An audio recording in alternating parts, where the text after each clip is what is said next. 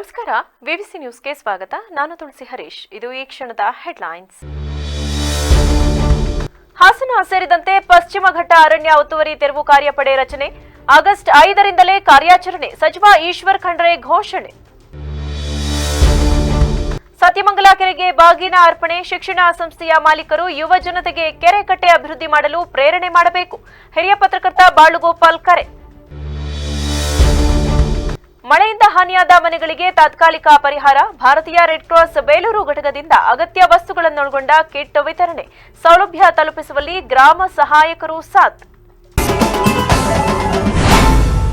ರಾಜ್ಯದ 10 ಜಿಲ್ಲೆಗಳಲ್ಲಿ ಆವರಿಸಿರುವ ಪಶ್ಚಿಮ ಘಟ್ಟ ಪ್ರದೇಶದಲ್ಲಿ ಅಕ್ರಮವಾಗಿ ತಲೆ ಎತ್ತಿರುವ ರೆಸಾರ್ಟ್, ಹೋಮ್ ಸ್ಟೇ ಮತ್ತು ಇಲ್ಲಿನ ಎಲ್ಲ ಅರಣ್ಯ ಒತ್ತುವರಿಗಳನ್ನು ತೆರವು ಮಾಡಲು ಪಶ್ಚಿಮ ಘಟ್ಟ ಅರಣ್ಯ ಒತ್ತುವರಿ ತೆರವು ಕಾರ್ಯಪಡೆ ರಚಿಸಿರುವುದಾಗಿ ಅರಣ್ಯ, ಜೀವಶಾಸ್ತ್ರ ಮತ್ತು ಪರಿಸರ ಸಚಿವ ಈಶ್ವರ್ ಬಿ ಖಂಡ್ರೆ ಘೋಷಿಸಿದ್ದಾರೆ. ಈ ಸಂಬಂಧ ಬೆಂಗಳೂರಿನಲ್ಲಿಂದು ಹೇಳಿಕೆ ನೀಡಿರುವ ಅವರು, ಪ್ರಧಾನ ಮುಖ್ಯ ಅರಣ್ಯ ಸಂರಕ್ಷಣಾಧಿಕಾರಿ ಮತ್ತು ಅರಣ್ಯ ಕಾರ್ಯಪಡೆ ಮುಖ್ಯಸ್ಥರ ನೇತೃತ್ವದಲ್ಲಿ ಈ ಕಾರ್ಯಪಡೆ ರಚಿಸಲಾಗಿದ್ದು, ಆಗಸ್ಟ್ 5ರಿಂದ ಪಶ್ಚಿಮ ಘಟ್ಟದಲ್ಲಿನ ಅರಣ್ಯ ಒತ್ತುವರಿ ತೆರವು ಕಾರ್ಯಾಚರಣೆ ನಡೆಯಲಿದೆ ಎಂದು ಸ್ಪಷ್ಟಪಡಿಸಿದ್ದಾರೆ. ಪಶ್ಚಿಮ ಘಟ್ಟದಲ್ಲಿನ ಅರಣ್ಯದಲ್ಲಿ 2015ರ ನಂತರ ಆಗಿರುವ ಒತ್ತುವರಿಗೆ ಸಂಬಂಧಿಸಿದಂತೆ 64ಎ ಪ್ರಕ್ರಿಯೆ ಪೂರ್ಣಗೊಂಡಿರುವ ಎಲ್ಲಾ ಪ್ರಕರಣಗಳಲ್ಲಿ ಇಂದಿನಿಂದಲೇ ತೆರವು ಕಾರ್ಯಾಚರಣೆ ಮಾಡಲು ಸ್ಪಷ್ಟನೆ ಸೂಚನೆ ನೀಡಲಾಗಿದೆ ಎಂದು ತಿಳಿಸಿದ್ದಾರೆ. ಎಸ್ಸಿಎಫ್, ಡಿಸಿಎಫ್, ಸಿಎಫ್, ಸಿಸಿಎಫ್, ಎಪಿಸಿಸಿಎಫ್ ಗಳಿಗೂ ಅರಣ್ಯ ಒತ್ತುವರಿ ಪ್ರಕರಣಗಳ ವಿಚಾರಣೆ ನಡೆಸಿ 64ಎ ಅಡಿಯಲ್ಲಿ ಆದೇಶ ನೀಡಲು ಅವಕಾಶವಿದ್ದು, ಬಾಕಿ ಇರುವ ಎಲ್ಲ 64ಎ ಪ್ರಕರಣಗಳನ್ನು ಶೀಘ್ರ ಇತ್ಯರ್ಥಗೊಳಿಸಲು ಎಸಿಎಫ್ ಮೇಲ್ಪಟ್ಟ ದರ್ಜೆಯ ಎಲ್ಲ ಅಧಿಕಾರಿಗಳಿಗೂ ಈ ವಾರದಲ್ಲಿ 2 ದಿನ ತಮ್ಮ ತಮ್ಮ ವಲಯದಲ್ಲಿ ಪ್ರಕ್ರಿಯೆ ನಡೆಸಿ ತ್ವರಿತವಾಗಿ ಆದೇಶ ನೀಡಲು ಸೂಚನೆ ನೀಡಿರುವುದಾಗಿ ತಿಳಿಸಿದ್ದಾರೆ. ಈಗಾಗಲೇ ನ್ಯಾಯಾಲಯದಲ್ಲಿರುವ ಪ್ರಕರಣಗಳನ್ನು ತ್ವರಿತವಾಗಿ ಇತ್ಯರ್ಥಪಡಿಸಲು ಅಡ್ವೊಕೇಟ್ ಜನರಲ್ ಅವರೊಂದಿಗೆ ಸಮಾಲೋಚಿಸಿ ಸೂಕ್ತ ಕ್ರಮ ಕೈಗೊಳ್ಳುವಂತೆ ಪಶ್ಚಿಮ ಘಟ್ಟ ಅರಣ್ಯ ಒತ್ತುವರಿ ಕಾರ್ಯಪಡೆಗೆ ಸೂಚಿಸಿರುವುದಾಗಿ ತಿಳಿಸಿದ ಅವರು, ಮೊದಲಿಗೆ ದೊಡ್ಡ ಪ್ರಮಾಣದಲ್ಲಿ ಅರಣ್ಯ ಒತ್ತುವರಿ ಮಾಡಿ ನಿರ್ಮಿಸಲಾಗಿರುವ ಅಕ್ರಮ ರೆಸಾರ್ಟ್, ಹೋಮ್ ಸ್ಟೇಗಳನ್ನು ತೆರವು ಮಾಡಿ ಬಳಿಕ ತೋಟ, ಕಟ್ಟಡಗಳನ್ನು ತೆರವು ಮಾಡಲು ಸೂಚಿಸಲಾಗಿದೆ. ಎಲ್ಲರೂ ಕಾನೂನಿನ ಮುಂದೆ ಸಮಾನರು. ಪಶ್ಚಿಮ ಘಟ್ಟವನ್ನು ಒತ್ತುವರಿ ಮಾಡಿ ವಾಣಿಜ್ಯ ಚಟುವಟಿಕೆ ನಡೆಸುವವರಿಗೆ ಅವಕಾಶ ನೀಡುವುದಿಲ್ಲ. ಇಂತಹ ಚಟುವಟಿಕೆಯಿಂದ ಪರಿಸರಕ್ಕೆ ಆಗುವ ಹಾನಿಯನ್ನ ಸರಿದೂಗಿಸಲು ಸಾಧ್ಯವಿಲ್ಲ ಎಂದು ತಿಳಿಸಿದ್ದಾರೆ. ನಗರದ ಮಧ್ಯಭಾಗದಲ್ಲಿರುವ ಸತ್ಯಮಂಗಲ ಕೆರೆಯ ಅಂಗಳದಲ್ಲಿ ಸತ್ಯಮಂಗಲ ಕೆರೆ ಅಭಿವೃದ್ಧಿ ಸಂಘದ ವತಿಯಿಂದ ಕೆರೆಗೆ ಬಾಗಿನ ಅರ್ಪಿಸಿದರು. ಈ ಸಂದರ್ಭದಲ್ಲಿ ಕೆರೆ ಸಮಿತಿ ಅಧ್ಯಕ್ಷರು ಮಾತನಾಡಿ, ಈ ನಾಡಿನ ಸರ್ವತೋಮುಖ ಅಭಿವೃದ್ಧಿಗೆ ಸತ್ಯಮಂಗಲದ ಕೆರೆ ನಾಂದಿಯಾಗಲಿ ಎಂದರು. ಹಿರಿಯ ಪತ್ರಕರ್ತ ಬಾಳುಗೋಪಾಲ್ ಮಾತನಾಡಿ, ಜಿಲ್ಲೆಯಲ್ಲಿಯೇ ಒಂದು ಮಾದರಿಯ ಸಂಘಟನೆ ಇದ್ದರೆ ಅದು ಸತ್ಯಮಂಗಲ ಕೆರೆ ಅಭಿವೃದ್ಧಿ ಸಂಘ. ಯಾವುದೇ ಫಲಾಪೇಕ್ಷೆ ಇಲ್ಲದೆ ನಿವೃತ್ತರಾದ ದೊಡ್ಡ ದೊಡ್ಡ ಅಧಿಕಾರಿಗಳ ಶ್ರಮದಾನದ ಮೂಲಕ ಸಮಾಜಕ್ಕೆ ಮಾದರಿಯಾಗುತ್ತಿದ್ದಾರೆ. ಇದು ಸಹಕಾರಗೊಳ್ಳಲು ಶಿಕ್ಷಣ ಸಂಸ್ಥೆಯ ಮಾಲೀಕರು ಯುವಜನತೆಗೆ ಕರೆ ಕೊಡುವ ಮೂಲಕ ನಗರದ ಸುತ್ತಮುತ್ತ ಇರುವ ಕೆರೆಕಟ್ಟೆ ಅಭಿವೃದ್ಧಿ ಮಾಡಲು ಪ್ರೇರಣೆ ಮಾಡಬೇಕೆಂದು ಕರೆ ನೀಡಿ ಕೆರೆ ಮಹತ್ವವನ್ನು ನೀಡಿದರು.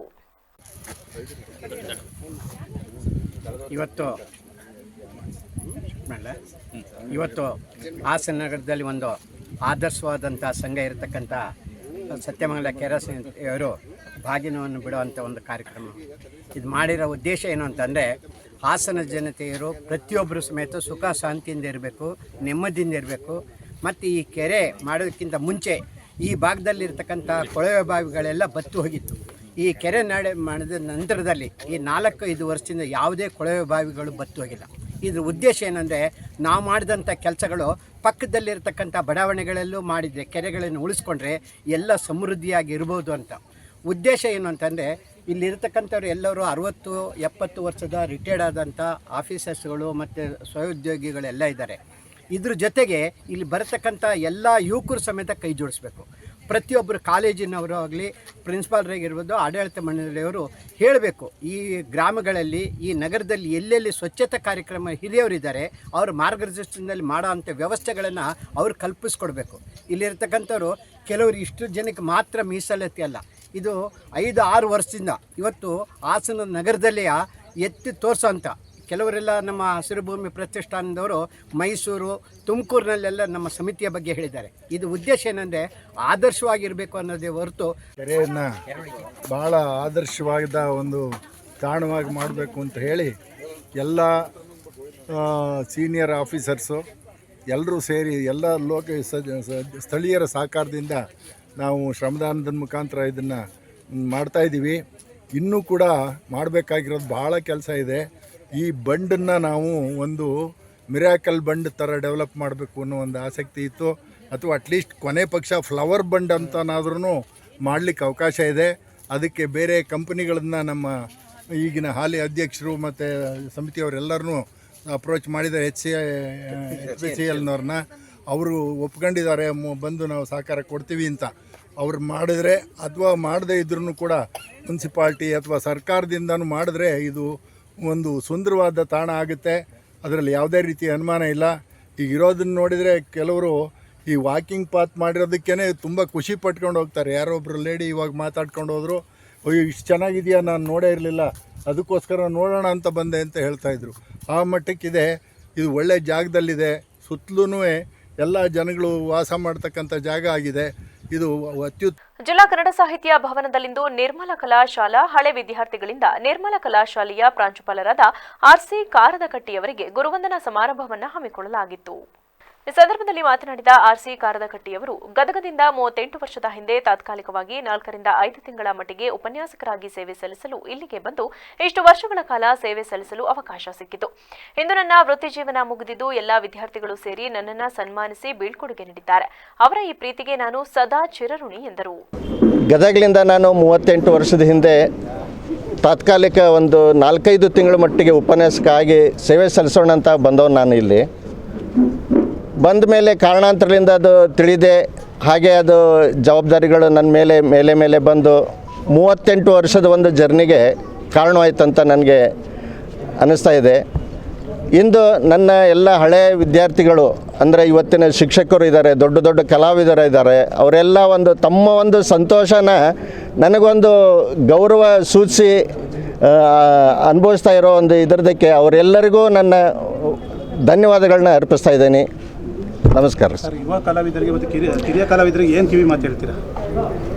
ಇವತ್ತು ಚಿತ್ರಕಲಾ ಕ್ಷೇತ್ರ ಮೊದಲು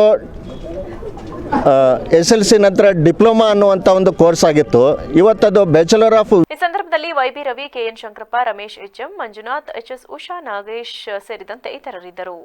ಭಾರತೀಯ ರೆಡ್ ಕ್ರಾಸ್ ಸಂಸ್ಥೆ ಹಾಸನ ಹಾಗೂ ತಾಲೂಕು ಘಟಕ ಬೇಲೂರು ವತಿಯಿಂದ ಪ್ರತಿ ವರ್ಷದಂತೆ ಈ ವರ್ಷವೂ ಸಹ ಜಿಲ್ಲಾದ್ಯಂತ ಮಳೆಯಿಂದ ಹಾನಿಯಾದ ಮನೆಗಳಿಗೆ ತಾತ್ಕಾಲಿಕ ಪರಿಹಾರ ನೀಡುವ ಕಾರ್ಯಕ್ರಮದ ಅಡಿಯಲ್ಲಿ ಬೇಲೂರು ತಾಲೂಕಿನ ತೀವ್ರ ಹಾನಿಗೊಳಗಾದ 10 ಮನೆಗಳಿಗೆ ಪರಿಹಾರದ ಕಿಟ್ಗಳನ್ನು ವಿತರಿಸಲಾಯಿತು. ಹೌದು, ಬೇಲೂರು ತಾಲೂಕಿನ ಬಿಕ್ಕೋಡು, ಅರೆಹಳ್ಳಿ, ಸೋಮನಹಳ್ಳಿ, ಕೆಸಗೋಡು, ತಗರೆ, ಬೇಲೂರಿನ ಜೈ ಭೀಮ್ ಬೀದಿ, ಹಳೆಬೀಡಿನ ದ್ಯಾಪನಹಳ್ಳಿ, ಇಂಟಿ ತೊಳಲು ಸೇರಿದಂತೆ ಮತ್ತಿತರ ಭಾಗದಲ್ಲಿ ತೀವ್ರ ಹಾನಿಗೊಳಗಾದ ಮನೆಗಳನ್ನು ಗುರುತಿಸಿ ಫಲಾನುಭವಿಗಳ ಮನೆಗೆ ರೆಡ್ ಕ್ರಾಸ್ ತಂಡ ತೆರಳಿ ಆತ್ಮಸ್ಥೈರ್ಯ ತುಂಬುವ ಕೆಲಸ ಮಾಡಲಾಯಿತು. ಫಲಾನುಭವಿಗಳನ್ನು ಗುರುತಿಸಿ ಸೌಲಭ್ಯ ತಲುಪಿಸುವಲ್ಲಿ ಗ್ರಾಮ ಲೆಕ್ಕಿಗರು, ಗ್ರಾಮ ಸಹಾಯಕರು ಜೊತೆಯಾದರು.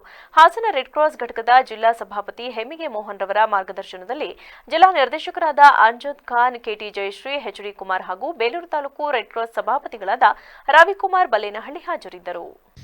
ಹಾಸನ ಭಾರತೀಯ ರೆಡ್ ಕ್ರಾಸ್ ಸಂಸ್ಥೆ ಹಾಸನ ಹಾಗೂ ಬೇಲೂರು ತಾಲೂಕು ಘಟಕದ ವತಿಯಿಂದ ಏನು ಅತಿವೃಷ್ಟಿಯಾಗಿದೆ ಬೇಲೂರು ತಾಲೂಕಿನಲ್ಲಿ ಜೊತೆಗೆ ಹಾಸನ ಜಿಲ್ಲೆಯ ಎಲ್ಲ ತಾಲೂಕುಗಳಲ್ಲೂ ಈ ಕಾರ್ಯಕ್ರಮ ನಡೀತಾ ಇದೆ. ಅದರ ಪ್ರಯುಕ್ತವಾಗಿ ಇವತ್ತು ಬೇಲೂರು ತಾಲೂಕಿನಲ್ಲಿ ತಾಲೂಕು ಘಟಕ ಹಾಗೂ ಜಿಲ್ಲಾ ಘಟಕದ ವತಿಯಿಂದ ಯಾರು ಮನೆಯನ್ನು ಸಂಪೂರ್ಣವಾಗಿ ಕಳ್ಕೊಂಡಿದ್ದಾರೆ ಅವರಿಗೆ ತಕ್ಷಣವಾಗಿ ಸಾಕಾರವಾಗುವಂತಹ ಸಣ್ಣ ಪುಟ್ಟ ವಸ್ತುಗಳನ್ನು ನಾವು ಇವತ್ತು ಕೊಡುವಂಥ ಕಾರ್ಯಕ್ರಮವನ್ನು ಹಮ್ಮಿಕೊಂಡಿದ್ದೀವಿ. ಕಳೆದ ವರ್ಷವೂ ಸಹ 15 ಮನೆಗಳಿಗೆ ಬೇಲೂರು ತಾಲೂಕಿನಲ್ಲಿ ಈ ವ್ಯವಸ್ಥೆಯನ್ನು ಮಾಡಲಾಗಿತ್ತು. ಮನೆ ತಹಶೀಲ್ದಾರ್ ಅವರ ಮಾರ್ಗದರ್ಶನದಲ್ಲಿ ಹಾಗೂ ಭಾರತೀಯ ರೆಡ್ ಕ್ರಾಸ್ ಸಂಸ್ಥೆಯ ಸಹಕಾರದಲ್ಲಿ ಕಾರ್ಯಕ್ರಮ ಮಾಡಲಾಗಿತ್ತು. ಇವತ್ತು ಸಹ ಬೇಲೂರು ತಾಲೂಕಿನಲ್ಲಿ 10 ಮನೆಗಳನ್ನು ನಾವು ಇವತ್ತು ಗುರುತಿಸಿ ಅವರಿಗೆ ಸಣ್ಣ ಪುಟ್ಟದು ಈಗ ಒಂದು ಅಡುಗೆ ಮಾಡ್ಕೊಳ್ಳಿಕ್ಕೆ ಪಾತ್ರೆಗಳಿರ್ಬೋದು, ಅವರಿಗೆ ಸ್ವಲ್ಪ ದಿನಸಿ ವಸ್ತುಗಳಿರ್ಬೋದು, ಟಾರ್ಪಲ್ ಇರ್ಬೋದು, ಹಾಗೂ ಹೈಜಿನಿಕ್ ಕಿಟ್ ಇರ್ಬೋದು, ಟೂತ್ ಪೇಸ್ಟ್ ಇಂದ ಹಿಡಿದು ಸೋಪು ಮತ್ತು ಬ್ರಷ್ ಇದನ್ನ ಒದಗಿಸ್ಕೊಡ್ತಾ ಇದ್ದೀವಿ. ಬ್ಲಾಂಕೆಟ್ಟು ಮತ್ತು ಟವಲ್ಗಳನ್ನು ಸಹ ಕೊಡ್ತಾ ಇದ್ದೀವಿ. ಇದು ಹೌದು. ಮತ್ತೆ ಇಷ್ಟೊಂದು ಬಿದ್ದಿದೆ, ನೀವು ಹೆಂಗಿರ್ತೀರಾ? ಈಗ ನಿಮ್ಮ ಜೊತೆ ಇಲ್ಲಿ ಯಾರಿದ್ದಾರೆ? ಈಗ ನಮ್ಮ ಹೆಂಗಸರಿರ್ತಾರವ ಸ್ನಾನ ಮಾಡ್ತಿದ್ದಾರೆ. ಸರಿ ಸರಿ, ಇಷ್ಟೊತ್ತು ಕಾಯ್ದ್ರು ಈಗ ಇರ್ಲಿ, ಪರವಾಗಿಲ್ಲ. ಈಗ ಬಂದ್ಬಿಡ್ತಾರೆ. ನೀವು ಮನೆ ಹತ್ರ ಇರೋದಷ್ಟೇ ಕೆಲಸ? ಏನು ಕೆಲಸ ಮಾಡ್ತಾರೆ? ಕೂಲಿ ನಾಲಿ ಲೆಕ್ಕ ಹೋಗೋದು. ಮಗನು ಅವನು ಕೂಲಿ ಹೋಗ್ತಾನೆ, ಈ ಗಂಟಲಿದ್ದಾನೆ. ಅಲ್ಲ, ಈಗ ವಾಸ ಮಾಡ್ಲಿಕ್ಕೆ ಇಲ್ಲೇ ಇದ್ದೀರಾ? ಇಲ್ಲೇ ವಾಸ ಇದ್ದೀರಾ ನೀವೀಗ? ಇಲ್ಲೇ ಇದ್ದೀವಿ. ಇದ್ರೊಳಗೆ ಸೆಂಟ್ ಹಾಕಿದೆ, ಈ ಶೀಟ್ ಹಾಕಿ ಅದ್ರೊಳಗೆ ಇದ್ದೀವಿ ನಾನು. ಇದ್ರೊಳಗೆ ಮಗ ಇದ್ದಾರೆ, ಅವರು ಬೇರೆ. ಏನ್ ಕೆಲ್ಸಕ್ಕೆ ಹೋಗ್ತಾರೆ? ಶುಂಠಿ ಕೆಲಸಕ್ಕೆ, ಅದು ಇದು ಕೆಲಸಕ್ಕೆ ಹೋಗ್ತಾರೆ. ಈಗ ಇಬ್ರಿಗೂ ಮನೆ ಇಲ್ವಾ? ಇಲ್ಲ. ಈಗ ವಾಸ ಇರೋ ಮನೆ ಬಿದ್ದೋಗಿದೆ. ವಾಸ ಆಯ್ತು. ಚನ್ನರಾಯಪಟ್ಟಣದ ಮೈಸೂರು ಸರ್ಕಲ್ ಸರ್ಕಾರಿ ಆಸ್ಪತ್ರೆ ರಸ್ತೆ, ನವೋದಯ ಶಾಲೆ ಮುಂಭಾಗ ಇನ್ನು 16 ಕಡೆ ರಸ್ತೆಗಳು ಗುಂಡಿ ಬಿದ್ದಿದ್ದು, ಇದರಿಂದ ವಾಹನ ಸವಾರರಿಗೆ ಮತ್ತು ಪಾದಚಾರಿಗಳಿಗೆ ಬಹಳಷ್ಟು ತೊಂದರೆ ಉಂಟಾಗುತ್ತಿದೆ ಎಂಬ ಉದ್ದೇಶದಿಂದ ಮಾತೃಭೂಮಿ ವೃದ್ಧಾಶ್ರಮದ ನಾಗಣ್ಣ ಹಾಗೂ ಸಮಾಜ ಸೇವಕ ಕುಮಾರಸ್ವಾಮಿ ಇವರಿಬ್ಬರು ಒಟ್ಟುಗೂಡಿ ಪಟ್ಟಣದ ವಿವಿಧ ಭಾಗಗಳಲ್ಲಿ ಗುಂಡಿ ಬಿದ್ದಿರುವ ರಸ್ತೆಗಳನ್ನು ಮುಚ್ಚುವ ಕಾರ್ಯದಲ್ಲಿ ತೊಡಗಿದ್ದಾರೆ. ಈ ಸಂದರ್ಭದಲ್ಲಿ ಮಾತೃಭೂಮಿ ವೃದ್ಧಾಶ್ರಮದ ನಾಗಣ್ಣ ಮಾತನಾಡಿ, ಪಟ್ಟಣದ ಅನೇಕ ರಸ್ತೆಯ ಮಧ್ಯಭಾಗದಲ್ಲಿ ದೊಡ್ಡ ದೊಡ್ಡ ಗುಂಡಿ ಬಿದ್ದಿದೆ. ಇದರಿಂದ ವಾಹನ ಸವಾರರಿಗೆ ಬಹಳಷ್ಟು ತೊಂದರೆ ಉಂಟಾಗುತ್ತಿದೆ ಹಾಗೂ ಎಷ್ಟೋ ವಾಹನ ಸವಾರರು ಬಿದ್ದು ಕೈಕಾಲುಗಳನ್ನು ಮುರಿದುಕೊಂಡಿರುವ ನಿದರ್ಶನಗಳು ಕೂಡ ಸಂಭವಿಸಿವೆ. ಆದರೆ ಪುರಸಭೆ ಮತ್ತು ಪಿಡಬ್ಲ್ಯೂಡಿ ಇಲಾಖೆಯ ಅಧಿಕಾರಿಗಳು ಕಣ್ಣು ಮುಚ್ಚಿಕೊಂಡು ಕುಳಿತಿದ್ದು, ಆ ಸಲುವಾಗಿ ಸಾರ್ವಜನಿಕರ ಜೀವದಾಯ ದೃಷ್ಟಿಯಿಂದ ನಾವು ರಸ್ತೆಯ ಮಧ್ಯಭಾಗದಲ್ಲಿರುವ ಗುಂಡಿಯನ್ನ ಮುಚ್ಚುವ ಕಾರ್ಯದಲ್ಲಿ ತೊಡಗಿದ್ದೇವೆ ಎಂದ ಅವರು, ಏನಾದರೂ ಪುರಸಭೆ ಮತ್ತು ಪಿಡಬ್ಲ್ಯೂಡಿ ಇಲಾಖೆಯವರು ಗಮನ ಹರಿಸಿ ಕೂಡಲೇ ಉಳಿದಿರುವ ಗುಂಡಿಗಳನ್ನು ಮುಚ್ಚುವ ಕಾರ್ಯದಲ್ಲಿ ತೊಡಗಬೇಕು ಎಂದರು. ಈ ದಿವಸ ಏನು ನಮ್ಮ ಚನ್ನರಾಯಪಟ್ಟಣದ ಹಲವಾರು ರಸ್ತೆಗಳು ಗುಂಡಿ ಬಿದ್ದು ಹಲವಾರು ಸಾವು ನೋವುಗಳು ಸಂಭವಿಸುತ್ತವೆ. ಆದಷ್ಟು ಬೇಗ ಸಂಬಂಧಪಟ್ಟ ಇಲಾಖೆಯವರು ಗುಂಡಿ ಮುಚ್ಚೆ ಕಾರ್ಯಕ್ರಮ ಮಾಡಬೇಕು. ಯಾಕಂದ ಹೊಂಡಗಳು ನೀರು ನಿಂತ್ಕೊಂಡಾಗ ಗೊತ್ತಾಗಲ್ಲ. ಹಲವಾರು ಕೈಕಾಲು ಲಕ್ಷಾಂತರ ರೂಪಾಯಿ ಖರ್ಚಾಗಿದ್ದಾವೆ, ಹಲವಾರು ಗಾಯಗಳಾಗಿದ್ದಾವೆ, ಕೈಕಾಲು ಮುರಿದೋಗಿದ್ದಾವೆ, ಸಾವು ನೋವುಗಳು ಸಂಭವಿಸಿದ್ದಾವೆ. ಸಂಬಂಧಪಟ್ಟ ಇಲಾಖೆಯವರು ಸುಮಾರು 2 ತಿಂಗಳಿಂದ ಕಣ್ಣು ಮುಚ್ಚಿಕೊಂಡು ಕೂತ್ಕೊಂಡಿದ್ದಾರೆ. ಸಂಬಂಧಪಟ್ಟ ಇಲಾಖೆಯವರು ಆದಷ್ಟು ಬೇಗನೆ ಗುಂಡಿ ಮುಚ್ಚೆ ಕಾರ್ಯಕ್ರಮ ಮಾಡಬೇಕು. ನಾವು ಸುಮಾರು ಆಸ್ಪತ್ರೆ ರಸ್ತೆ, ಇನ್ನು ನವೋದಯ ಸರ್ಕಲ್ನಲ್ಲಿ ಈಗೆಲ್ಲ ಗುಂಡಿ ಮುಚ್ಚಿದ್ದೀವಿ. ಇನ್ನು ರಾಘವೇಂದ್ರ ಮಠದ ರೋಡು, ಇನ್ನು ಹಲವಾರು ರೋಡ್ಗಳಲ್ಲಿ ಚರ್ಚ್ ಮುಂಭಾಗ ತುಂಬ ಕಡೆ ಹೊಂಡಗಳು ಬಿದ್ದಿವೆ. ಆದಷ್ಟು ಬೇಗನೆ ಸಂಬಂಧಪಟ್ಟ ಇಲಾಖೆಯವರು ಗುಂಡಿ ಮುಚ್ಚಬೇಕು ಅಂತ ಕೇಳ್ಕೊತೀವಿ. ನಾಗಣ್ಣ ಜೈಂದು ಹಾಗೂ ಕುಮಾರಣ್ಣವರು, ಸಮಾಜ ಸೇವಕರು ಇವರೆಲ್ಲ ಸೇರಿ ನಾವು ಈ ದಿವಸ ಒಂದು ಕಾರ್ಯಕ್ರಮ ಮಾಡ್ತಾ ಇದ್ದೀವಿ. ವರದಿ ಸಿಬಿಲೋ ಹೋಯಿತು. ವಿವಿಸಿ ನ್ಯೂಸ್ ಚನ್ನರಾಯಪಟ್ಟಣ. ಅಪರಿಚಿತ ವ್ಯಕ್ತಿಯನ್ನ ಕೊಲೆಗೈದು ಕೆರೆಗೆ ಎಸೆದು ಹೋಗಿರುವ ಪ್ರಕರಣ ಅರ್ಕಲಗೂಡು ತಾಲೂಕಿನ ಮೊಕಲಿ ಗ್ರಾಮದಲ್ಲಿ ಬೆಳಕಿಗೆ ಬಂದಿದೆ. ತಾಲೂಕಿನ ಮೊಕಲಿ ಗ್ರಾಮದ ಕೆರೆಯಲ್ಲಿ ಭಾನುವಾರ ಮೃತದೇಹ ಪತ್ತೆಯಾಗಿದೆ. ಕೊಲೆಗೈದ ದುಷ್ಕರ್ಮಿಗಳು ಮೃತದೇಹದ ಕೈಕಾಲುಗಳನ್ನು ಕಬ್ಬಿಣದ ವೈರ್ ಮತ್ತು ದಾರದಿಂದ ಬಿಗಿದು ಕಾಲುಗಳಿಗೆ ಕಲ್ಲು ಕಟ್ಟಿ ಕೆರೆಗೆ ಎಸೆದು ಹೋಗಿರುವ ಶಂಕೆ ವ್ಯಕ್ತವಾಗಿದೆ. ಅರ್ಕಲಗೂಡು ರಾಮನಾಥಪುರ ರಾಜ್ಯ ಹೆದ್ದಾರಿ ಮಾರ್ಗ ಮಧ್ಯೆ ಬರುವ ಮೊಕಲಿ ಗ್ರಾಮದ ಕೆರೆಗೆ ಕಳೆದ 4-5 ದಿನಗಳ ಹಿಂದೆ ಅಪರಿಚಿತ ವ್ಯಕ್ತಿಯನ್ನ ದುಷ್ಕರ್ಮಿಗಳು ಹತ್ಯೆಗೈದು ಕುತ್ತಿಗೆ ಭಾಗಕ್ಕೆ ಕಪ್ಪು ದಾರದಿಂದ ಬಿಗಿದು ಕೈಕಾಲುಗಳನ್ನು ಬೈಂಡಿಂಗ್ ವೈರ್ಗಳಿಂದ ಕಟ್ಟಿ ಕೆರೆಗೆ ಎಸೆದು ಹೋಗಿರಬಹುದು ಎನ್ನಲಾಗಿದ್ದು, ಸ್ಥಳಕ್ಕೆ ಅರ್ಕಲಗೂಡು ಪೊಲೀಸ್ ಠಾಣೆಯ ವೃತ್ತ ನಿರೀಕ್ಷಕ ವಸಂತ್, ಆರಕ್ಷಕ ಉಪನಿರೀಕ್ಷಕ ಕಾಳೇಗೌಡ ತೆರಳಿ ಕೊಳೆತ ಸ್ಥಿತಿಯಲ್ಲಿದ್ದ ಮೃತದೇಹವನ್ನ ನೀರಿನಿಂದ ಹೊರತೆಗೆದು ಮರಣೋತ್ತರ ಪರೀಕ್ಷೆಗೆ ಹಾಸನ ಜಿಲ್ಲಾ ಆಸ್ಪತ್ರೆಗೆ ಸಾಗಿಸಿದ್ದಾರೆ. ಈ ಕುರಿತು ಪ್ರಕರಣ ದಾಖಲಿಸಿಕೊಂಡು ಪೊಲೀಸರು ಮುಂದಿನ ಕ್ರಮ ಕೈಗೊಂಡಿದ್ದಾರೆ. 2017ರವರೆಗೆ ನೇಮಕವಾದ ಶಿಕ್ಷಕರನ್ನ 1ನೇ ತರಗತಿಯಿಂದ 7ನೇ ತರಗತಿವರೆಗೆ ನೇಮಕವಾದ ಶಿಕ್ಷಕರೆಂದು ಪರಿಗಣಿಸಿದ್ದು, ಇದು 2017ರ ನಂತರ ನೇಮಕವಾದ ಶಿಕ್ಷಕರಿಗೆ ಅನ್ವಯಿಸಬೇಕು ಹಾಗೂ 2016ಕ್ಕಿಂತ ಮೊದಲು ನೇಮಕಾತಿಯಾದವರಿಗೆ ಪೂರ್ವಾನ್ವಯಗೊಳಿಸಬಾರದು. ಅಲ್ಲದೆ ಪದವಿ ಪೂರೈಸಿದ ಎಲ್ಲರಿಗೂ ಸೇವಾ ಜ್ಯೇಷ್ಠತೆಯೊಂದಿಗೆ ಪದವೀಧರ ಶಿಕ್ಷಕರೆಂದು ಪದ ನಾಮಕರಿಸಬೇಕು ಎಂದು ಕರ್ನಾಟಕ ರಾಜ್ಯ ಪ್ರಾಥಮಿಕ ಶಾಲಾ ಶಿಕ್ಷಕರ ಸಂಘದ ತಾಲೂಕು ಅಧ್ಯಕ್ಷ ಲೋಕೇಶ್ ತಿಳಿಸಿದರು. ಅರ್ಕಲಗೂಡಿನಲ್ಲಿ ಶನಿವಾರ ಸುದ್ದಿಗೋಷ್ಠಿಯಲ್ಲಿ ಮಾತನಾಡಿದ ಅವರು, 2017ರ ವೃಂದ ಮತ್ತು ನೇಮಕಾತಿ ನಿಯಮಗಳು 2016ಕ್ಕಿಂತ ಮೊದಲು ನೇಮಕಾತಿ ಹೊಂದಿದ ಶಿಕ್ಷಕರಿಗೆ ಅನ್ವಯವಾಗುವುದಿಲ್ಲ ಎಂದು ಕಾರ್ಯಾದೇಶ ಹೊರಡಿಸಿ ಮೂಲತಃ 1ನೇ ತರಗತಿಯಿಂದ 7ರಿಂದ 8ನೇ ತರಗತಿವರೆಗೆ ನೇಮಕ ಹೊಂದಿದವರನ್ನ ಪಿಎಸ್ಟಿ ಎಂದು ಪದನಾಮ ಮಾಡಿ 1ನೇ ತರಗತಿಯಿಂದ 5ನೇ ತರಗತಿಗೆ ಸೀಮಿತಗೊಳಿಸಿರುವುದನ್ನು ಹಿಂಪಡೆಯಬೇಕು.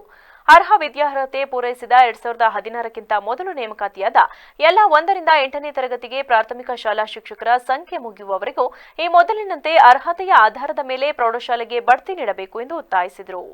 ಮತ್ತೆ ಜಿಪಿಟಿ ಅಂತ ಮಾಡಿದ್ರು, 2 ವೃಂದಗಳನ್ನು ಮಾಡಿದ್ರು. ನಾವು ಹಿಂದೆ ಏನು ನೇಮಕಾತಿ ಆಗಿದ್ವು ನಾವೆಲ್ಲ PhD ಆದ್ವಿ. ಮತ್ತು ಈಗ ಹೊಸದಾಗಿ ಏನು ರಿಕ್ರೂಟ್ಮೆಂಟ್ ಮಾಡಿದ್ರು ಅದು ಪದವೀಧರರು ಅಂತೇಳಿ. ಆ ಪದವೀಧರರ ವೃಂದಕ್ಕೆ ನಮ್ಮನ್ನು ಏನು ಪದವಿ ಮಾಡಿದ್ವಿ ಅದನ್ನ ಸೇರಿಸಲಿಲ್ಲ, ಅದನ್ನ ನಮ್ಮ ಬೇರ್ಪಡಿಸಿದ್ರು. ಅದೇ ಉದ್ದೇಶ. ನಮ್ಮಲ್ಲಿ ನಾವೇನು ಬೇಡಿಕೆ ಇಟ್ಟಿದ್ವಿ ಅಂತಂದರೆ, ಒಂದು 2007ರ ಹೊಸ ವೃಂದ ಮತ್ತು ನೇಮಕಾತಿ ನಿಯಮಗಳನ್ನು 2016ಕ್ಕಿಂತ ಮುಂಚೆ ಏನು ನೇಮಕ ಆದೋ ಅವರಿಗೆ ಪೂರ್ವಾನ್ವಯ ಆಗಬಾರ್ದು ಮತ್ತು ಇದರಿಂದ ಪ್ರಾಥಮಿಕ ಶಾಲಾ ಶಿಕ್ಷಕರಿಗೆ ಅನ್ಯಾಯವನ್ನು ಸರಿಪಡಿಸೋದು ಒಂದು. ಎರಡನೇದು, ಅರ್ಹ ಪ್ರಾಥಮಿಕ ಶಾಲಾ ಶಿಕ್ಷಕರಿಗೆ 2000 ನಂತರ 2000 ಪೂರ್ವದಲ್ಲಿ ಏನು ಅರ್ಹತೆಯನ್ನು ಹೊಂದಿದ್ದಾರೆ ಅವರಿಗೆ ಮುಖ್ಯ ಶಿಕ್ಷಕರ ಹುದ್ದೆ ಮತ್ತು ಹಿರಿಯ ಮುಖ್ಯ ಶಿಕ್ಷಕರ ಹುದ್ದೆಗೆ ಬಡ್ತಿಯನ್ನು ಅರ್ಹತೆ ಮೇಲೆ ಬಡ್ತಿಯನ್ನು ನೀಡಿ ಅನ್ನೋದೊಂದು. ಮತ್ತು ಪ್ರಾಥಮಿಕ ಶಾಲಾ ಶಿಕ್ಷಕರಲ್ಲೇ BEd ಮತ್ತು ಪದವಿಯನ್ನು ಮಾಡಿದ್ದಾರೆ, BEd ಮಾಡಿದ್ದಾರೆ, ಪದವಿಯನ್ನು ಮಾಡಿದ್ದಾರೆ. ಅದರ 2017ರ ಹಿಂದೆ ಏನು ಅವರು BEd ಮತ್ತು ಪದವಿಯನ್ನು ಮಾಡಿದ್ದಾರೆ ಅವರಿಗೆ ಗ್ರೇಡ್ 2 ಹೈಸ್ಕೂಲ್ಗೆ ನಿಯಮಾನುಸಾರ ಬಡ್ತಿಯನ್ನು ನೀಡ್ತಾ ಇದ್ರು. ಈ ನಿಯಮ ಏನು 2017ರ ಒಂದು C&R ಬಂತು, ಅದ ನಂತರ 6-7 ವರ್ಷಗಳಿಂದ ಇಲ್ಲಿವರೆಗೂ ಸಹ ಆ ಒಂದು ಬಡ್ತಿ ನೀಡ್ತಾ ಇಲ್ಲ. ನಂತರ ಅದರಿಂದ ಶಿಕ್ಷಕರಿಗೆ ಅನ್ಯಾಯ ಆಗಿದೆ. ಏನು GPT ಶಿಕ್ಷಕರನ್ನು ತಗೊಳ್ತಾ ಇದ್ದಾರೆ, ಅಷ್ಟೇ ಅರ್ಹತೆಯನ್ನು ಹೊಂದಿದ್ರು ಸಹ ಸರ್ವಿಸ್ 20-25 ವರ್ಷ ಸರ್ವಿಸ್.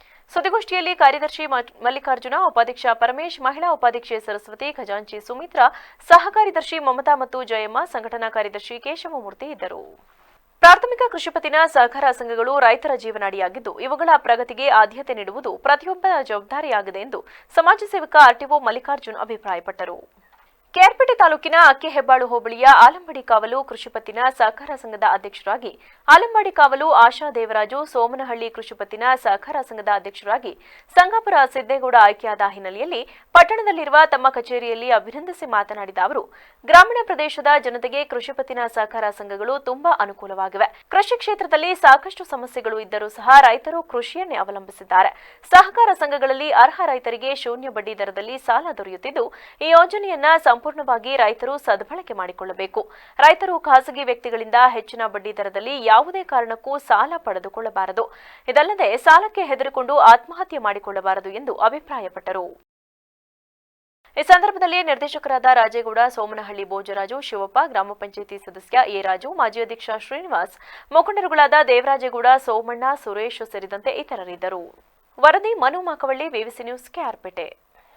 ದಲಿತರಲ್ಲಿ ಅವಕಾಶ ವಂಚಿತ ಸಮುದಾಯಗಳಿಗೆ ಒಳ ಮೀಸಲು ನೀಡುವಂತೆ ಸುಪ್ರೀಂ ಕೋರ್ಟ್ ನೀಡಿರುವ ತೀರ್ಪಿಗೆ ಕೆಆರ್ಪೇಟೆ ತಾಲೂಕು ಡಾಕ್ಟರ್ ಜಗಜೀವನ್ ರಾಮ್ ಸಂಘಗಳ ಒಕ್ಕೂಟದ ಪದಾಧಿಕಾರಿಗಳು ಹರ್ಷ ವ್ಯಕ್ತಪಡಿಸಿ ಪಟ್ಟಣದ ಪ್ರವಾಸಿ ಮಂದಿರದಲ್ಲಿ ಸಿಹಿ ಹಂಚಿ ಸಂಭ್ರಮಾಚರಣೆ ಮಾಡಿದರು. ಈ ಸಂದರ್ಭದಲ್ಲಿ ಸಂಘಗಳ ಒಕ್ಕೂಟದ ಪ್ರಧಾನ ಕಾರ್ಯದರ್ಶಿ ಬೇಬಿ ಕಾವಲು ಕಾಂತರಾಜು ಮಾತನಾಡಿ, ಒಳ ಮೀಸಲಾತಿ ವಿಚಾರವಾಗಿ ಸುಮಾರು 40 ವರ್ಷಗಳಿಂದ ಹೋರಾಟ ನಡೆಸುತ್ತಾ ಬರಲಾಗಿತ್ತು. ನ್ಯಾಯಮೂರ್ತಿ ಸದಾಶಿವ ಆಯೋಗದ ವರದಿ ಜಾರಿಗೊಳಿಸುವಂತೆ ಹಲವು ವರ್ಷಗಳಿಂದ ಹೋರಾಟ ಮಾಡಿದ್ದೇವೆ. ತಾಲೂಕು, ಜಿಲ್ಲಾ, ರಾಜ್ಯ ಮಟ್ಟಗಳಲ್ಲಿ ಹೋರಾಟ ಮಾಡಿದ್ದೇವೆ, ಸಮಾವೇಶಗಳನ್ನು ನಡೆಸಿದ್ದೇವೆ. ಹೀಗಾಗಿ ಒಳ ಮೀಸಲಾತಿ ಕಲ್ಪಿಸಿದರೆ ನಮ್ಮ ಮುಂದಿನ ಪೀಳಿಗೆಗೆ ಅನುಕೂಲವಾಗುತ್ತದೆ. ಈ ಹೋರಾಟಕ್ಕೆ ಘನ ನ್ಯಾಯಾಲಯದಿಂದ ನ್ಯಾಯ ಸಿಕ್ಕಿದೆ ಎಂದರು. ನಮಗೆ ಸದಾಶಿವ ಈ ಸಮಾಜಕ್ಕೆ ಏನು ಅನ್ಯಾಯ ಆಗಿದೆ, ಇದರ ಬಗ್ಗೆ ಸಾಮಾಜಿಕ ಶೈಕ್ಷಣಿಕ ವರದಿಯನ್ನು ನೀಡಿ ಅಂತ ಹೇಳಿ ಸದಾಶಿವ ಆಯೋಗವನ್ನು ನೇಮಿಸಿದ್ರು.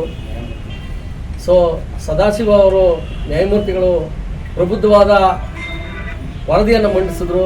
ಆದರೆ ಬಂದಂಥ ಸರ್ಕಾರಗಳು ಅದನ್ನು ಯಾರು 2-3 ಸರ್ಕಾರಗಳು ಅದನ್ನು ಗಣನೆಗೆ ತೆಗೆದುಕೊಳ್ಳಲಿಲ್ಲ. ಆದರೆ ಎಷ್ಟು ಹೋರಾಟ ಇತ್ತು ಅಂದರೆ, ಆ ಕಾವಿತ್ತು ಅಂದರೆ ಪ್ರತಿಯೊಂದು ಸರ್ಕಾರವನ್ನು 2 ಸರ್ಕಾರವನ್ನು ಬದಲಾಯಿಸ್ತಕ್ಕಂಥ ತಾಕತ್ತು ಈ ಸಮುದಾಯಕ್ಕಿತ್ತು. ಬದಲಾಯಿಸ್ತು ಅದನ್ನು ಪ್ರಬುದ್ಧವಾದ ಸನ್ಮಾನ್ಯ ನಮ್ಮ ಮುಖ್ಯಮಂತ್ರಿಗಳು, ಈಗಿರ್ತಕ್ಕಂಥ ಮುಖ್ಯಮಂತ್ರಿಗಳು ಕೂಡ ಒಂದು ಕಡೆ ಹೋದ್ಸಲ ಸೋತಾಗ ಉಲ್ಲೇಖ ಮಾಡ್ತಾರೆ. ಇಷ್ಟೊಂದು ಅದ್ಭುತವಾದ ಆಡಳಿತ ಕಂಡಂಥ ನೀವು ಮಾಡಿದಂಥ ನೀವು ಗೆಲುವಿನ ಅಂಕಿಯನ್ನು ದಾಟ್ಲಿಕ್ಕಾಗಲಿಲ್ಲ. ಯಾಕೆ ಅಂತ ಕೇಳಿದಾಗ ಅವ್ರು ಪ್ರಬುದ್ಧವಾಗಿ ಒಪ್ಕೋತಾರೆ.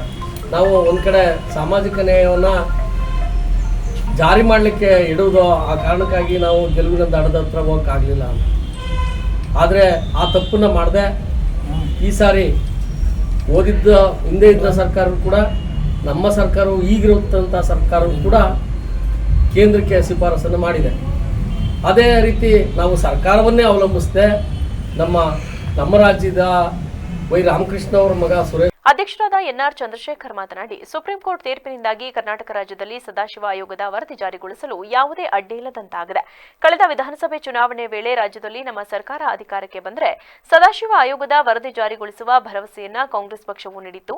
ಹಾಗಾಗಿ ಕೂಡಲೇ ಮುಖ್ಯಮಂತ್ರಿ ಸಿದ್ದರಾಮಯ್ಯ ಅವರು ಅವಕಾಶ ವಂಚಿತ ನಮ್ಮ ಮಾದಿಗ ಸಮುದಾಯಕ್ಕೆ ಒಳ ಮೀಸಲಾತಿ ನೀಡಬೇಕು. ಈಗ ಸುಪ್ರೀಂ ಕೋರ್ಟ್ ಕೂಡ ರಾಜ್ಯ ಸರ್ಕಾರಕ್ಕೆ ಒಳ ಮೀಸಲಾತಿ ಜಾರಿಗೊಳಿಸುವ ಅಧಿಕಾರ ನೀಡಿರುವುದರಿಂದ ತಕ್ಷಣ ಕ್ರಮ ಕೈಗೊಳ್ಳಬೇಕು ಎಂದು ಒತ್ತಾಯಿಸಿದರು.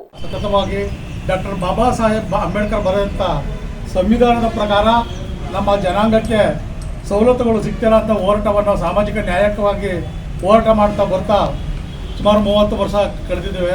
ಎಲ್ಲ ಸರ್ಕಾರಗಳು ಕೂಡ ಕೇಂದ್ರದತ್ತ ಬೊಟ್ಟು ಮಾಡಿ ತೋರಿಸ್ತಿದ್ದವು. ಅಧಿಕಾರ ನಮಗಿಲ್ಲ, ರಾಷ್ಟ್ರಪತಿಗೆ ಮಾತ್ರ ಈ ಒಳ ಮೀಸಲಾತಿಯನ್ನು ಕಲ್ಪಿಸತಕ್ಕಂಥ ಅಧಿಕಾರ ರಾಷ್ಟ್ರಪತಿಗಿದೆ ಅಂತಂದ್ಬಿಟ್ಟು ಹೇಳಿ ಕೇಂದ್ರದತ್ತ ಬೊಟ್ಟು ಮಾಡಿ ತೋರಿಸ್ತಿದ್ದವು. ಆದರೆ ಸದಾಶಿವ ಆಯೋಗ ನಮ್ಮ ಕರ್ನಾಟಕದಲ್ಲಿ ರಚನೆ ಆಗಿತ್ತು. ಆಂಧ್ರದಲ್ಲಿ ಚಿನ್ನಪ್ಪ ರೆಡ್ಡಿ ಆಯೋಗ ಮತ್ತು ಆಂಧ್ರ ಸರ್ಕಾರ ವರ್ಸಸ್ ಇವರ ಮಧ್ಯೆ ನಡೆದಂಥ ಒಳ ಮೀಸಲಾತಿ ವರ್ಗೀಕರಣಕ್ಕೆ ಅವರು ಹೈಕೋರ್ಟ್ ಮೊರೆ ಹೋಗಿದ್ರು. ಆಗ ಹೈಕೋರ್ಟ್ ಕೂಡ ಕೇಂದ್ರ ಸರ್ಕಾರಕ್ಕೆ ಇದೆ ಅಂತಬಿಟ್ಟು ಹೇಳಿ ಅವತ್ತು ಏನೋ ನಮ್ಮ ಪರ ವಾದವನ್ನು ಮಂಡಿಸಿತ್ತು.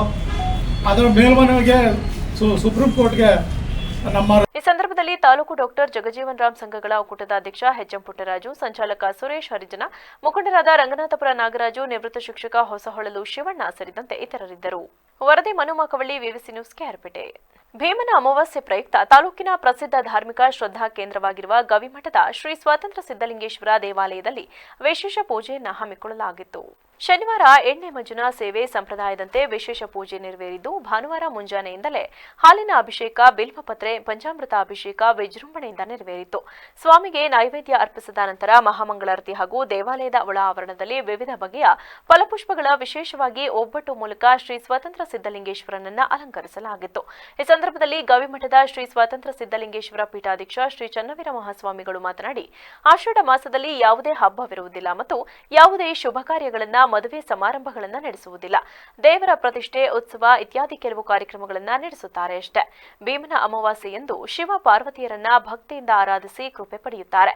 ಅಷ್ಟೇ ಅಲ್ಲದೆ ಮುಖ್ಯವಾಗಿ ಅಂದು ವಿವಾಹಿತ ಮಹಿಳೆಯರು ಪತಿಯ ಪಾದಗಳನ್ನು ತೊಳೆದು ಪೂಜೆ ಮಾಡುತ್ತಾರೆ. ಪತಿಗೆ ದೀರ್ಘಾಯುಷ್ಯ, ಆರೋಗ್ಯ, ಅಭಿವೃದ್ಧಿ, ಯಶಸ್ಸನ್ನು ಕರುಣಿಸಲೆಂದು ಶಿವ ಪಾರ್ವತಿಯರಲ್ಲಿ ಬೇಡಿಕೊಳ್ಳುತ್ತಾರೆ ಎಂದು ಭೀಮನ ಅಮಾವಾಸ್ಯೆಯ ಇತಿಹಾಸ ತಿಳಿಸಿದರು. ವರದಿ ಮನು ಮಾಕವಳ್ಳಿ, ವಿವಿಸಿ ನ್ಯೂಸ್, ಕೆಆರ್ಪೇಟೆ. ಕೊಪ್ಪಳ ಜಿಲ್ಲೆಯಲ್ಲಿ ಮಳೆ ಅಭಾವ ಹಾಗೂ ಬರ ಪರಿಸ್ಥಿತಿಯಲ್ಲಿ ಮುಂಗಾರು ಹಂಗಾಮಿನಲ್ಲಿ ಬಿತ್ತನೆ ಮಾಡಿದ ಅಳಿದುಳಿದ ಸಜ್ಜೆ ಇಳುವರಿ ಹಸಿರು ಉಳುವಿನ ಹಾಗೂ ಅಮೆರಿಕನ್ ಕಾಯಿಕುರುಳು ಹುಳ ಹಾಗೂ ಕಂಬಳಿ ಹುಳ ಪಾಲಾಗುತ್ತಿವೆ. ಹೌದು, ಕೊಪ್ಪಳ ಜಿಲ್ಲೆಯ ಯಲಬುರ್ಗಾ ತಾಲೂಕಿನ ಬೇವೂರು ಗ್ರಾಮದ ರೈತರ ಗೋಳು ಇದಾಗಿದೆ. ಈ ವರ್ಷ ಮುಂಗಾರು ವಿಫಲವಾಗಿದ್ದು ಜೂನ್, ಜುಲೈ, ಆಗಸ್ಟ್ ತಿಂಗಳಾಗುತ್ತಾ ಬಂದರೂ ಹೇಳಿಕೊಳ್ಳುವ ಮಳೆಯಾಗಿಲ್ಲ. ಮುಂಗಾರು ಹಂಗಾಮಿನಲ್ಲಿ ಮಳೆಯ ಅಭಾವ ಪರಿಸ್ಥಿತಿ ಮುಂದುವರೆದಿದ್ದು, ಹೆಸರು, ಅಲಸಂದಿ, ಸೂರ್ಯಕಾಂತಿ, ಸಜ್ಜೆ, ಮೆಕ್ಕೆಜೋಳ ಮೊದಲಾದ ಬೆಳೆಗಳು ಬಾಡಿದ್ದು ಸಕಾಲಿಕ ಮಳೆ ಇಲ್ಲದೆ ಉತ್ಪನ್ನ ಕಡಿಮೆಯಾಗಿದೆ. ಈ ಪರಿಸ್ಥಿತಿಯಲ್ಲಿ ಸಜ್ಜೆಗೆ ಅಮೆರಿಕನ್ ಹಸಿರು ಹುಳುಕಾಟ ಹಾಗೂ ಕಂಬಳಿ ಹುಳುಗಳು ವಿಪರೀತವಾಗಿವೆ. ಕಾಳು ಕಟ್ಟಿದ ಸಜ್ಜೆ ತೆನೆಗೆ ಹುಳು ಮುತ್ತಿಕೊಂಡಿದ್ದು ತೆನೆಯ ಕಾಳುಗಳನ್ನು ಭಕ್ಷಿಸುತ್ತಿವೆ. ಇದನ್ನು ಕಂಡು ಗಾಬರಿಗೊಂಡ ರೈತ ಮಾನಪ್ಪ ವಾಲ್ಮೀಕಿ ಕೃಷಿ ಇಲಾಖೆಗೆ ಸಂಪರ್ಕ ಮಾಡಿದಾಗ ಇಂದು ರೈತನ ಹೊಲಕ್ಕೆ ಕೃಷಿ ವಿಜ್ಞಾನ ಕೇಂದ್ರದ ಹಿರಿಯ ವಿಜ್ಞಾನ ಹಾಗೂ ಗಂಗಾವತಿಯ ಮುಖ್ಯಸ್ಥ ಡಾಕ್ಟರ್ ರಾಘವೇಂದ್ರ ಇಲಿಗಾರ ಭೇಟಿ ನೀಡಿ ರೈತರು ಆತಂಕ ಪಡುವುದು ಬೇಡ, ಕಂಬಳಿ ಹುಳ, ಹಸಿರು ಕ್ರೀಡೆ, ಕ್ಲೋರೋ ಫೈರಿಪಾಸ್, ಇಮಾಮೆಟಿನ್, ಬೆಂಜೋಯೇಟ್ ಪ್ರತಿ ಲೀಟರ್ ನೀರಿನಲ್ಲಿ ಬೆರೆಸಿ ಸಿಂಪಡಣೆ ಮಾಡಬೇಕು ಅಥವಾ ಮೆಲಾಥಿನ್ ಪೌಡರ್ ಬೆಳೆಯ ತೆನೆಯ ಮೇಲೆ ಧೂಳಿ ತರಿಸಬೇಕು. ತಾಲೂಕಿನಲ್ಲಿ ಒಟ್ಟು 6,000 ಹೆಕ್ಟೇರ್ ಸಜ್ಜೆ ಮುಂಗಾರು ಬಿತ್ತನೆಯಾಗಿರುವುದರಿಂದ ತಾಲೂಕಿನಲ್ಲಿ ಅಲ್ಲಲ್ಲಿ 5% ಕೀಟಗಳ ಬಾಧೆ ಕಂಡುಬಂದಿದೆ. ರೈತರು ಆತಂಕ ಪಡುವ ಪ್ರಶ್ನೆ ಇಲ್ಲ. ಈ ಕೀಟಗಳು ಕಂಡುಬಂದಲ್ಲಿ ಸಿಂಪಡಣೆ ಮಾಡಬಹುದೆಂದು ತಿಳಿಸಿದರು. ಏನಪ್ಪಾ ಅಂತಂದ್ರೆ ಈಗ ಹೂವು ಮತ್ತು ಕಾಳು ಹಂತದಲ್ಲೇ ಇದೆ ಎಲ್ಲ ನಮ್ಮ ಕೊಪ್ಪಳ ಜಿಲ್ಲೆಯಲ್ಲಿ. ಈ ಒಂದು ಕಾಳು ಕಟ್ಟ ಹಂತದಲ್ಲಿ ಸಜ್ಜೆಗೆ ನಮಗೆ ಕಂಬಳಿ ಹುಳದ ಒಂದು ಬಾಧೆ ಮತ್ತು ಅಮೇರಿಕನ್ ಕಾಯಿಕೊರಕದ ಬಾಧೆ ಕಂಡು ಬಂದಿದೆ. ಅಲ್ಲಲ್ಲಿ ಎಲ್ಲ ಕಡೆ ಕಂಡು ಬಂದಿಲ್ಲ, ಕೆಲವೊಂದು ಭಾಗದಲ್ಲಿ ಕಂಡು ಬಂದಿದೆ. ಅದು ಒಂದು 5% ಅಷ್ಟು ನಮಗೆ ಡ್ಯಾಮೇಜ್ ಇದೆ. ಇದು ಏನಾದರೂ ಬೇರೆ ಹಂತಕ್ಕೆ ಹರಡ್ಬೋದು ಅಥವಾ ಹರಡದೇ ಇರ್ಬೋದು. ಯಾಕಂದರೆ ಇದು ಜುಲೈಯಿಂದ ಸೆಪ್ಟೆಂಬರ್ ತಿಂಗಳ ತನಕ ಇದ್ರ ಒಂದು ಬಾಧೆ ಇರ್ತದೆ. ಏನಂತಂದರೆ ಮಳೆಗಾಲದಲ್ಲಿ ಮತ್ತು ಮೋಡ ಕವಿದ ವಾತಾವರಣದಲ್ಲಿ ಇದ್ರದ್ದೊಂದು ಬಾಧೆ ಜಾಸ್ತಿ ಆಗಿರ್ತದೆ. ಈ ಒಂದು ಕೀಟದ ನಿರ್ವಹಣೆಗೆ ಏನಂದರೆ ಸಜ್ಜೆಗೆ ನಾವು ಜಾಸ್ತಿ ರಾಸಾಯನಿಕಗಳನ್ನ ಬಳಸಬಾರ್ದು ಅಂತ ಹೇಳ್ತೇವೆ. ನಿಮಗೆ ಬಾಧೆ ಅತಿ ಕಡಿಮೆ ಇದ್ದಲ್ಲಿ ಇದು ನಿಮಗೆ ಅದ್ರ ಮೇಲೆ ಕಂಬಳಿ ಹುಳದ ಮೇಲೆ ನಿಮಗೆ ಕೂದಲಿರೋದ್ರಿಂದ ನಿಮಗೆ. ನಾನು ಸಹಾಯಕ ಕೃಷಿ ನಿರ್ದೇಶಕರು ಯಲಬುರ್ಗಾ. ನಮ್ಮ ಮಾನಪ್ಪ ವಾಲ್ಮೀಕಿಯವರ ಹೊಲದಲ್ಲಿ ಕೀಟ ಬಾಧೆ ಆಗಿದೆ ಅಂತಂದೇಳಿ ಅವರು ದೂರವಾಣಿ ಮುಖಾಂತರ ತಿಳಿಸಿದ ತಕ್ಷಣ ನಾವು ಮತ್ತು ಕೃಷಿ ಇಲಾಖೆ ಮತ್ತು KVK ಸೈಂಟಿಸ್ಟ್ ಅವರು ಫೀಲ್ಡ್ ವಿಸಿಟ್ ಮಾಡಿದ್ದೀವಿ. ನೋಡಿದಾಗ ಕೀಟ ಬಾಧೆ 5% ಅಷ್ಟು ಕಂಡು ಬಂದಿದೆ. ಹಾಗಾಗಿ ನಮ್ಮ ಯಲಬುರ್ಗಾ ತಾಲೂಕಲ್ಲಿ 6,000 ಹೆಕ್ಟರ್ ಸಜ್ಜೆ ಬಿತ್ತನೆ ಆಗಿದೆ ಆಲ್ರೆಡಿ. ಹಾಗಾಗಿ ಆಲ್ರೆಡಿ ಕಾಯಿ ಕಟ್ಟಿದೆ, ಇನ್ನು ನೋಡ್ಬೋದು ಇಲ್ಲಿ ಆಲ್ರೆಡಿ ಕಾಯಿ ಕಟ್ಟಿದೆ, ತೆನೆ ಕಟ್ಟಿದೆ. ಹಾಗಾಗಿ ಈ ಹಂತಕ್ಕೆ ಏನು ಸ್ಪ್ರೇ ಅವಶ್ಯಕತೆ ಇರಲ್ಲ. ಬಟ್ ಆದರೂ ಭಾಳ ಕೀಟ ಬಾಧೆ ಭಾಳ ಐತಿ ಅಂತಂದು ಕಂಡು ಬಂತು ಅಂತಂದರೆ ಇಮಾಮೆಕ್ಟಿನ್ ಬೆಂಜೋಯೇಟ್ ಇಲ್ಲ ಸೈಂಟಿಸ್ಟ್ ತಿಳಿಸಿದಂಥ. ಈ ಸಂದರ್ಭದಲ್ಲಿ ಯಲಬುರ್ಗಾ ತಾಲೂಕು ಸಹಾಯಕ ಕೃಷಿ ನಿರ್ದೇಶಕ ಪ್ರಮೋದ್ ತುಂಬಳ, ಕೃಷಿ ಅಧಿಕಾರಿ ಶಿವಪ್ಪ ಕೊಂಡಗುರಿ, ಸಹಾಯಕ ತಾಂತ್ರಿಕಾಧಿಕಾರಿ ಗೋಳಪ್ಪ ಕೋಳಜ್ಜಿ, ರೈತರು ಸೇರಿದಂತೆ ಮತ್ತಿತರರಿದ್ದರು. ವರದಿ ಶ್ರೀಕಾಂತ್ ಗೌಡ ಮಾಲಿ ಪಾಟೀಲ್, ವಿವಿಸಿ ನ್ಯೂಸ್, ಕೊಪ್ಪಳ. ಭಟ್ಕಳ ತಾಲೂಕಿನ ಸೌಡಿಗದ್ದೆಯ ಸಭಾಭವನದಲ್ಲಿಂದು ಧರ್ಮಸ್ಥಳ ಗ್ರಾಮಾಭಿವೃದ್ಧಿ ಯೋಜನೆ ಬಿಸಿ ಟ್ರಸ್ಟ್ ಭಟ್ಕಳ ತಾಲೂಕು ವತಿಯಿಂದ ಹಮ್ಮಿಕೊಳ್ಳಲಾಗಿದ್ದ ಆರೋಗ್ಯ ತಪಾಸಣಾ ಶಿಬಿರಕ್ಕೆ ಧರ್ಮಸ್ಥಳ ಗ್ರಾಮಾಭಿವೃದ್ಧಿ ಯೋಜನೆ ಬಿಸಿ ಟ್ರಸ್ಟ್ನ ಉತ್ತರ ಕನ್ನಡ ನಿರ್ದೇಶಕ ಮಹೇಶ್ ಎಂಡಿ ಚಾಲನೆ ನೀಡಿದರು. ಕಾರ್ಯಕ್ರಮದ ಅಧ್ಯಕ್ಷತೆ ವಹಿಸಿ ಮಾತನಾಡಿದ ವಕೀಲರಾದ ನಾಗರಾಜ್ ಎಸ್ ನಾಯಕ್, ಧರ್ಮಸ್ಥಳ ಗ್ರಾಮಾಭಿವೃದ್ಧಿ ಯೋಜನೆ ಬಿಸಿ ಟ್ರಸ್ಟ್ ಇಂತಹ ಕಾರ್ಯಕ್ರಮಗಳನ್ನು ಮಹಿಳೆಯರು ಸಬಲೀಕರಣ ನಡೆಸಲಾಗಿದೆ. ಧರ್ಮಸ್ಥಳ ಸಂಘವು ಇಂತಹ ಕಾರ್ಯಕ್ರಮಗಳನ್ನು ಅತ್ಯಂತ ವ್ಯವಸ್ಥಿತವಾಗಿ ಹಮ್ಮಿಕೊಳ್ಳುತ್ತಾ ಬಂದಿದ್ದು ನೋಡಲು ಅತ್ಯಂತ ಹರ್ಷವೆನಿಸುತ್ತದೆ. ಇವತ್ತಿನ ಆರೋಗ್ಯ ತಪಾಸಣಾ ಶಿಬಿರದಿಂದಾಗಿ ಜನರಿಗೆ ತುಂಬಾ ಅನುಕೂಲವಾಗುತ್ತಿದ್ದು ಇದರ ಪ್ರಯೋಜನವನ್ನು ಸಾರ್ವಜನಿಕರು ಪಡೆದುಕೊಳ್ಳಬೇಕು ಎಂದರು. ಕೆಲವು ವರ್ಷಗಳ ಹಿಂದೆ ಭಟ್ಕಳದಲ್ಲಿ ಐ ಕ್ಯಾಂಪ್ ನಡೀತಾ ಇತ್ತು. ನಾವು ಆವಾಗ ನೋಡಬೇಕಾಗಿದ್ದು ಒಂದು ಉಡುಪಿ, ದಕ್ಷಿಣ ಕನ್ನಡ ಆ ಕಡೆಯಿಂದ ಡಾಕ್ಟರ್ ಕರೆಸಬೇಕಾಗ್ತಾರೆ. ಈಗ ಒಂದು 2-3 ವರ್ಷದಿಂದ ಎಲ್ಲಿ ನೋಡಿದ್ರು ಐ ಕ್ಯಾಂಪಲ್ಲಿ ನಮ್ಮ ಹಸಿ ತೆಗೆದವರೇ ಇರ್ತಾರೆ. ಯಾಕಂದರೆ ಭಟ್ಕಳದಲ್ಲಿ ಈಗ ಐ ಸ್ಪೆಷಲಿಸ್ಟ್ ಯಾರು ಕೇಳಿದ್ರೆ ಫಸ್ಟ್ ಹೇಳೋದು ಹಸಿ ತೆಗೆದು ಹತ್ರ ಹೋಗಿ. ಇದಾರು ಸರ್, ನಾನು ಇದೇ ಕೇಳ್ಕೊಂಡೆ ನಾನು 2-3 ಬಾರಿ ಬಂದಿದ್ದೇನೆ ನಿಮ್ಮ ಹತ್ರ.